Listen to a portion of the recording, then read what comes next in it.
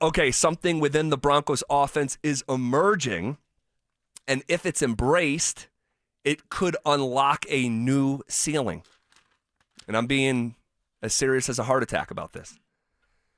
Do we realize that the Broncos have the fourth best rushing attack in the National Football League, averaging more than 140 yards per game on the ground? Shocker, Zach. Shocker. An offensive line you're paying a lot of money for. A lot of them like to run block.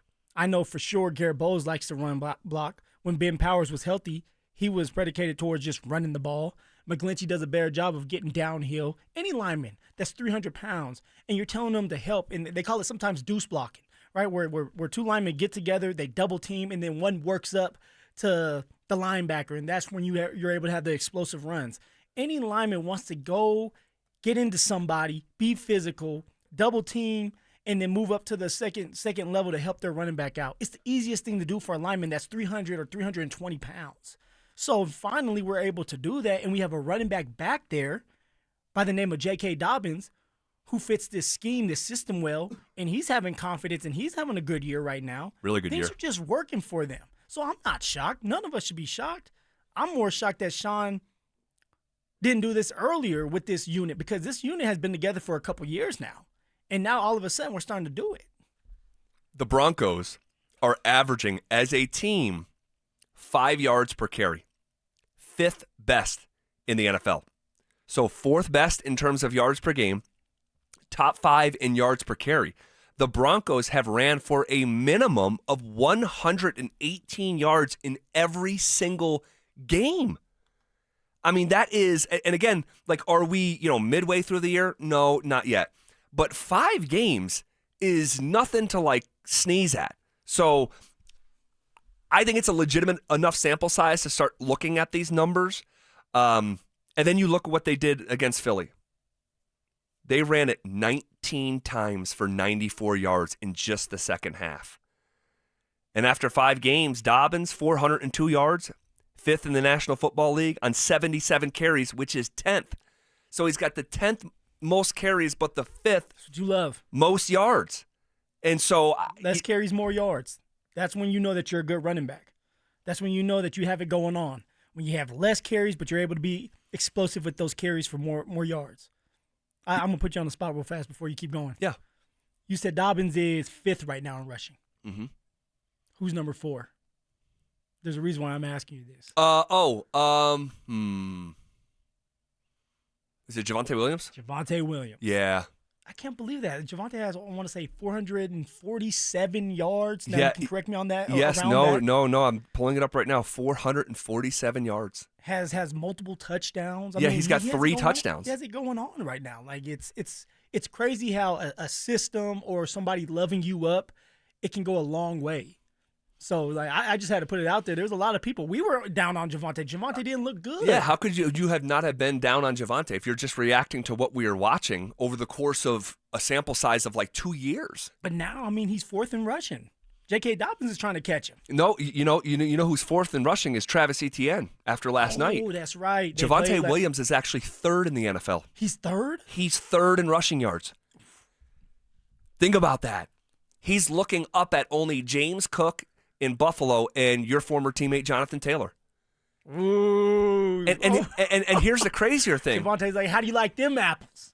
Here's the crazier thing, dude, is that Javonte Williams in 5 games has 3 plays that have gone for 20 yards or more.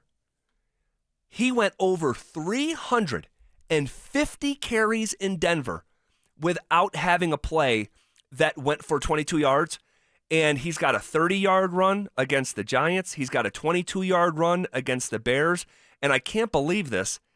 He had a 66-yard run against the Jets on Sunday and ran for $135. Well, like, what is happening? System. A perfect fit for Dallas' system. The power play, getting downhill. Dak Prescott having a great year so far, and I know it's been 5 or 6 games for them, but he's been great. He has been. That opens up the pass game. It opens up the run game as well, because now for a defense, it's like Dak is going to get his yards. We have to stop him. So you don't have as many people in the box. And so it's all about system, and the system here in Denver fits J.K. Dobbins, and that's why he's having success. You said Javonte went for over 100 yards against the Jets. Yeah. Oh, JK's licking his chops right now because it's like, what am I getting ready to do? Ooh. What am I getting ready to do? Party time. Uh-oh. But now my question to you is this, Zach. Oh, my gosh. And I know you got more stats and facts there. What is the identity of this team moving forward? Real quick, before we move on to that, because I can't get over this Javonte thing that you just brought up, because now I'm looking at his numbers. Last year for the Broncos, on 139 carries, he averaged 3.7 yards per carry. He's at almost 80 already this year and is averaging 5.7 yards per carry to go with 5 touchdowns. That means that Javonte Williams has more touchdowns in 5 games than he had any year for the Denver Broncos. Good for him, man. Wow. No, truly, good for him. And now that we have JK Dobbins, we're having success and we're doing well, we can be happy for everybody. I don't know how happy I am for Javonte. Why? Well, I think as a person, as a human being, I am. But But this is where it goes. Like, he's doing well over there. Do you blame him for everything over here, though? Or is it a mixture of both? You know, with Sean, the system, what kind of was going on? I don't know. It's weird because there are players that literally, like, they don't do well in one area, and then they go to another destination and they just flourish. And it's like, why? Why couldn't you have done it over here? Like, what did you need that they're providing you that you can be the best version of yourself? And the offensive line in Denver is way more highly regarded than the offensive line in Dallas. Yeah, but also when I look at it as a running back, I had a lot of success with the Denver Broncos, and specifically Bill Musgrave, the offensive coordinator. Billy Moose. Yeah, and he trusted me. We did a lot of the outside zone. They had pullers in front of me. I gelled well with him when it came to the play calling as a run scheme. I went to Houston, and it was a completely different system, and they wanted bigger running backs, and they just wanted you to go downhill and break 2 tackles. I'm like, dude, I'm 185 pounds. These linebackers are 250. You're telling me to break the arm tackles of a 350-pound defensive tackle and then break a tackle at a 250-pound linebacker at 185 pounds? Like, I need help. And that's something that the Denver Broncos provided me with, was just more creativity. The help, like the help was there. It was more spread out, more fast paced. Houston was just ground and pound. Derrick Henry was in that one with the Tennessee Titans. You know, you brought in Mark Ingram, who was more of a bigger running back, ground and pound. So it's all about the system and people truly having a vision and believing in you enough to give you those opportunities and having set up plays. Well, shout out Bill Musgrave. Shout out Bill Musgrave. Shout out Grand Junction. Yes. He's a Grand Junction guy. Yes, he is from here. Yeah, played football at Oregon. Here's the other stat about Javonte, because I can't now you led me down this road. Now I can't shake it. Last year, Javonte played all 17 games, carried the football 139 times. He had 30 first downs last year. 30. Played in every game. In 5 games, he has 25 first downs. That is nuts. Now, I have to ask, and then I want to get to the identity stuff. Oh, man. I'm going to ask. Would the Broncos be better off with JK Dobbins and Javonte Williams right now than JK Dobbins and RJ Harvey? Ooh. You're naughty for this one. Just asking the question. You know, as of right now, yes. I mean, these are 2 top-5 running backs in the league right now. Because Javonte has a different style to him than JK. JK is very patient. You know, he's more explosive. He can catch out of the backfield. Where you have Javonte, who's going to be more downhill, right? Like bruiser. And if he kind of just goes with what Sean wants, and he wants him to be more of that smash mouth type of running back. But also, if Sean starts to be creative, like it's a better 1-2 punch as of right now because RJ's still growing. Yeah, he's young. You still have to figure out what he can do in this league, especially when you're going up against tougher opponents. Anybody can run against Cincy, Zach. I'm going to be honest with you. It was there for it. Sure. But can you be consistent every single time you step foot on that field? Can you make a play? Can you get a couple catches out of the backfield, break a tackle, go for 15, 20 yards? Like, I need to see more of that with RJ Harvey for me to be confident as a number 2 running back. So to answer your question, as of right now, Javonte and JK would have been a potent 1-2 punch. Goodness, you file this under things I never thought that I would be asking on Tuesday, October 7th. ever. Hey. But you know what? I take my hat off to him. I really do. I take my hat off to Javonte Williams and just say, man, I wish it went differently here. It just didn't. It just didn't. Your question. The identity of this team moving forward. What do you think it is? What should it be? Phil, it should absolutely be a run-first approach. Seeing is believing. Say it all the time. Obey your eyes. How could you watch the Broncos offense and think it's a pass-first offense? Pro Football Focus came out with their rankings today of quarterbacks. They have Bo Nix 32. It's been a really, really slog of a start for Bo. Now, he played great in the fourth quarter, and we have these pockets of time, and I would hope that there would be pockets of time. He's supposed to be a franchise quarterback. But we're still gathering information on that. The ground game right now, you stumbled. You talked about the crystal. Oh, you got lucky with JK. Let's be real. Like you weren't thinking of bringing JK in until OTAs came around and you looked at the running back room. You seen them running around and said, "Hey, look, this is not it. If we're gonna have success, if we're gonna keep Bo Nix healthy, we have to have some type of run game. We did not have a run game last year, and it hurt us in the playoffs. We didn't have a tight end. That hurt us in the playoffs. If you're going to be successful in this league, especially as it gets colder, especially as you start to play tough teams like Philly, you got to be able to run the football, get downhill, all right, be more physical, open up the pass game in that aspect of it is running the ball to open up the pass, and then utilize your tight ends and the other weapons that you have." This was a contract that was done in June.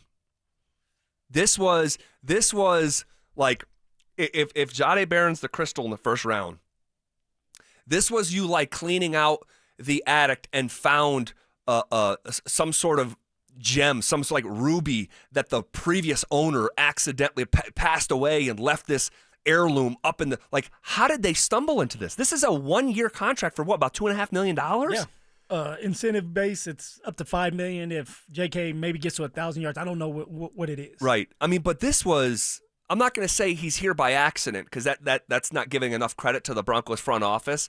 But goodness gracious, I'll tell you what, I would have a lot different view and opinion if Javonte was doing what he's doing in Dallas and the Broncos didn't have JK Dobbins. I mean, that could have aged really poor had they not signed him in June. Anyone could have had JK Dobbins. Anyone. I mean, so the way that this has worked out has been great. And, Dobbins. I can't believe you're saying it. You're like, hey, this needs to be a run first, pass second team. That's just the truth. And if your opinion on that is different, I would just say, what lens are you looking through? Well, then I'm going to leave you with this, because now that we're on the same page, I feel like I've been pounding the table for this, and you're like, hey, look, Phil, like you've always agreed with me with this, but you're saying this Sean Payton. Yeah.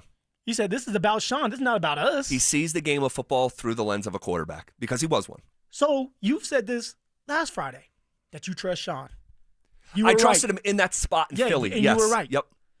Do you trust Sean's ass to turn things and adjust things to what he is seeing, which is this is a run-first offense. You have to have a run-first approach moving forward until you can kind of get Bo Nix really going for all 4 quarters.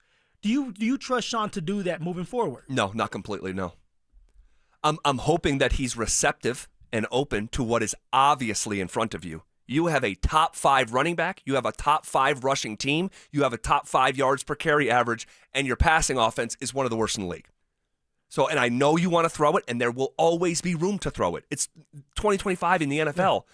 But in terms of Bo Nix finishing 6th in the NFL in passing attempts the way that he did last year, that should not be the setup. It should not be the setup. And we saw the most efficient version, and I know they're going through it right now, so I don't want to be a prisoner of the moment, but big picture with the Chargers and Jim Harbaugh. Justin Herbert became the most efficient version of himself when Harbaugh came in and his attempts went way down. Run-first approach. That's all. And there's a lot of things about the game of football that have changed over the years. Man, you're reading my mind, Zach. Look at you. You growing up. Go ahead. But the one thing that hasn't changed and won't change until they go flag football is winning up front in the trenches and playing with physicality and playing with force. That will always win in the NFL. That will always win whether you're talking about Cherry Creek High School or you're talking about CU Boulder or whether you're talking about National Football League. Run the ball, baby. Football is still football. even with all the changes. And so what we have here in Denver is a good running football team. And I hope Sean embraces it, because if he does, it will unlock another level of ceiling for this football team. Hey, you heard the man. Run the ball. Obey your eyes. The identity of this football team moving forward needs to run through the offensive line, getting downhill, and JK Dobbins, who we should all be appreciating and thanking right now that he decided to choose us. $2 million is a lot of money for all of us. Don't get me wrong. I want it. Yeah. But for him and him being still young and choosing the Denver Broncos because it's a good situation here, it really is. Like, it's a perfect marriage right now. Sean, obey them eyes, man. Keep going. You have bifocals on. I see those glasses during the game, and I see the run it on the back of that play calling sheet. Yep. Run the ball. You know who probably wants JK Dobbins the most in the NFL right now? The Chargers. The Chargers. Najee Harris, Achilles, pop. Amari and Hampton sent to IR. I don't know what they're going to do. I don't know what they're going to do. They lost 2 of their starting linemen, too. Yeah, they have. They're going through it right now. They're going through it. I bet they want J.K. Dobbins back. But you can't have him.